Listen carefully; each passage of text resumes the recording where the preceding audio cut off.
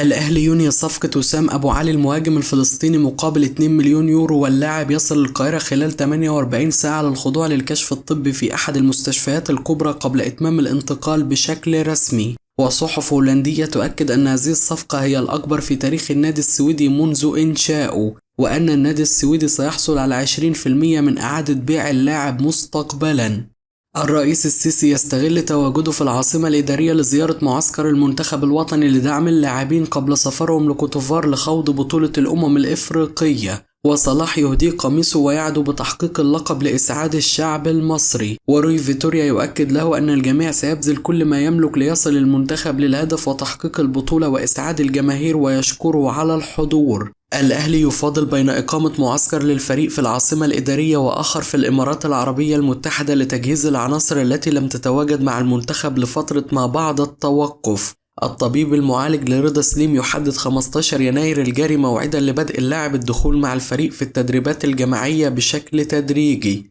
الأهلي ينفي كل ما يصار عن اهتمامه بالتعاقد مع مابولولو مهاجم الاتحاد السكندري، ويؤكد أن البعض يحاول تسويق اسم اللاعب بربط اسمه بالقلعة الحمراء. نادي زد يكثف مفاوضاته مع المصري البورسعيدي ومروان حمدي للتعاقد مع اللاعب، واستغلال عدم اتخاذ الأهلي أي خطوة جادة للتعاقد معه حتى الآن. ووجود أزمة نفسية بين الأهلي والنادي البورسعيدي تمنع حدوث مفاوضات بينهم. خالد بيبو مدير الكرة بالأهلي يوقع عقوبة مالية على خالد عبد الفتاح بسبب رده بشكل غير لائق على أحد تعليقات الجماهير الحمراء على انستجرام. مصدر سعودي يؤكد أن اتحاد جدة يفكر في التعاقد مع حارس أوروبي كبير بسبب صعوبة التعاقد مع محمد الشناوي لتمسك الأهلي الشديد باللاعب. جماهير الزمالك تهاجم زيزو على مواقع السوشيال ميديا بكل قوة بسبب صورته مع إمام عاشور في مران المنتخب الوطني بالأمس، بعد فشل محاولات عدل القيعي وأمير توفيق وخالد بيبو معه. مارسيل كولر يتواصل مع صلاح محسن بشكل شخصي، ويؤكد للاعب أنه لن يكون هناك فرصة له مع الفريق في الفترة القادمة، وأنه من الأفضل أن يخرج معارا ويستعيد مستواه ويلعب في فريق آخر. مسؤول كبير بفيوتشر يؤكد أن صفقة انتقال عمر كمال عبد الواحد للأهلي ستتم بغض النظر عن موافقة صلاح محسن على الانتقال لهم ضمن الصفقة من عدمه، وأن هناك اتفاق بينهم وبين الأهلي على كل شيء، وأن انضمام عمر للأهلي أصبح مسألة وقت فقط. الحساب الرسمي لبطولة كاس دبي الودية التي سيشارك فيها الزمالك يثير الجدل على منصة إكس بنشر صورة للاعبي الزمالك وكتابة عليها نادي القرن الحقيقي. وجماهير الأهلي تتناول الأمر بسخرية شديدة وتصف الأمر بشغل العيال والمراهقين. إبراهيم سعيد يهاجم رضا عبد العال بسبب تصريحاته الأخيرة عن جماهير الأهلي، ويؤكد أن ما يحدث أصبح غير مقبول تماما، وأنه لابد أن يتحدث بعقلانية ومنطق واحترام حتى يحترم الجمهور، لأن ما يفعله واستفزازه للجماهير بتصريحاته الغريبة دائما هو من يتسبب في الهجوم عليه ومطالبة البعض بعدم خروجه على شاشات التلفاز، وأنه لو تاريخه كبير مع الزمالك مثلما يقول فلماذا لم يستعين به الأبيض في أي منصب، ويعين حاليا معتمد جمال مدربا للفريق. ويؤكد أنه لم يتذكر أي شيء مؤثر لرضا عبد العال مع الأهلي حينما كان لاعبا، وأنه لا يمكن أن يسمح لرضا عبد العال أن يزيف التاريخ وأن يتحدث عن تحقيق 20 بطولة وهو لم يحقق هذه الأرقام، وأن رضا كان لاعب كويس لكن لم يكن مثل الخطيب أو حسن شحاتة أو فاروق جعفر أو حتى حمادة عبد اللطيف، ولم يكن يشارك سوى في آخر ربع ساعة، ولم يراه مرة يشارك أساسي، وكان يستعطف أحمد ماهر المدرب العام للأهلي وقتها من أجل المشاركة أساسيا، وكان يرد عليه المدرب الراحل بأنه لو لعب أساسيا بكرشه ده الناس هتضحك عليه.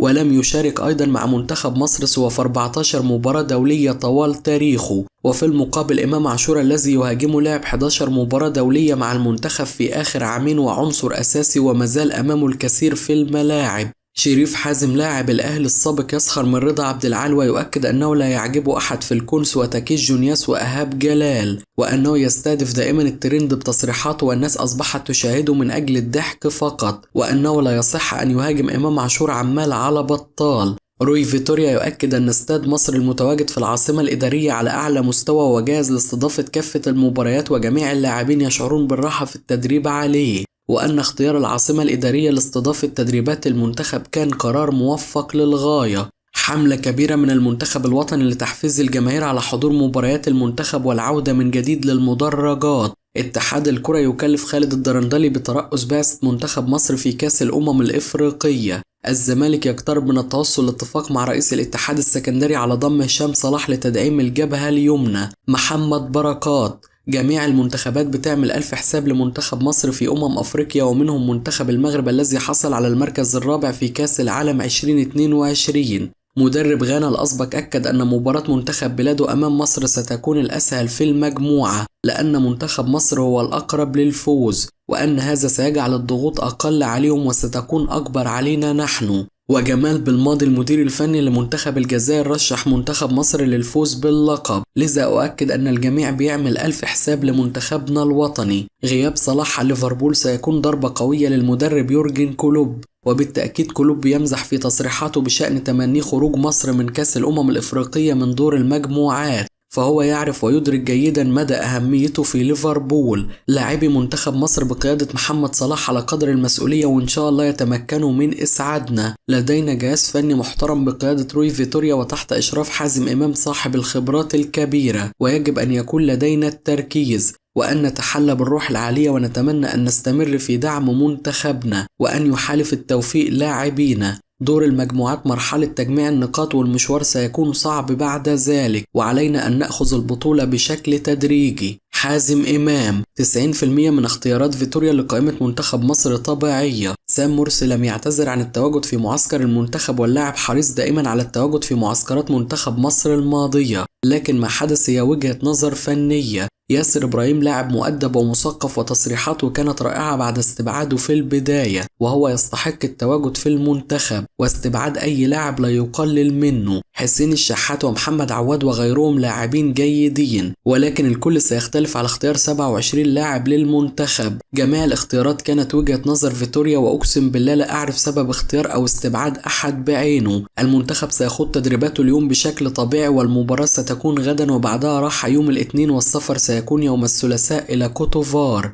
محمد شريف لاعب الخليج السعودي: كنت أتوقع انضمامي لمنتخب مصر لكأس الأمم الإفريقية بسبب تواجدي في المعسكرات الماضية، لكن في النهاية أحترم وجهة نظر المدير الفني. المدير الفني السابق لمنتخب مصر كارلوس كروش أكثر مدرب ظلمني. فترة كروش كنت جيد جدا، ورغم ذلك لم يكن يعتمد علي، وتعرضت لحالة من الإحباط بسبب ما حدث. حظوظ منتخب مصر في الفوز أفريقيا كبيرة هذه المرة، خاصة بعد الوصول في النسخة الماضية للنهائي، والفريق بعدها اكتسب الكثير من الخبرات. لم يعد هناك عدد كبير من المنتخبات القوية حاليا في أفريقيا، وكثير منهم مستوياتهم في تراجع مثل الجزائر، والأمر يقتصر حاليا على مصر ومنافسين أو 3، وهذا الأمر ربما يسهل مهمتنا في كأس الأمم الإفريقية. رحلت عن الأهلي بسبب عدم المشاركة بشكل مستمر مع الفريق، ولم أترك الفريق بسبب الأموال. حين أنهيت علاقتي مع الأهلي بكيت كثيرا بمفردي، وكنت حزين بعد مسيرتي المميزة مع الفريق، وبلا شك كنت أتمنى الاستمرار.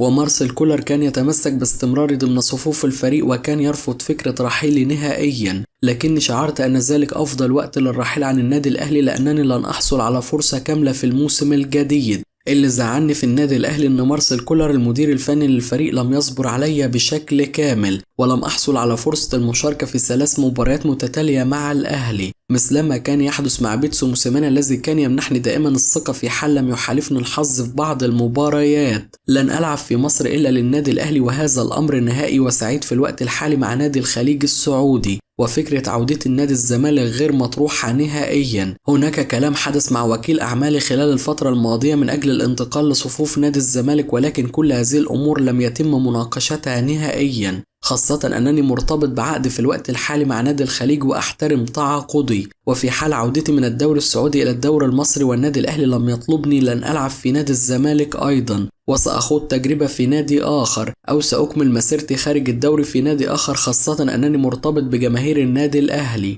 ونجحت في أشياء كثيرة وأريد أن أكملها خلال الفترة القادمة. أنيس بجلبان لاعب النادي الأهلي السابق. علي معلول فخر لتونس بما يقدمه في مصر، وهو رمز من رموز الأهلي حاليا، ورحل للأهلي بعدما كان قائدا للصفاقسي. طريقة لعب الأهلي تتناسب مع علي معلول، والبعض يلوم عليه بسبب الفرق في مستوى بين الأهلي والمنتخب، وهنا لا تلوم على اللاعب بل على توظيفه بالمنتخب. مع الأهلي يقدم الكثير ومع المنتخب لا يقدم نفس المردود، ولا أتصور أن العيب منه. علينا أن نهيئ له الظروف أولا ليكرر ما يفعله مع الأهلي.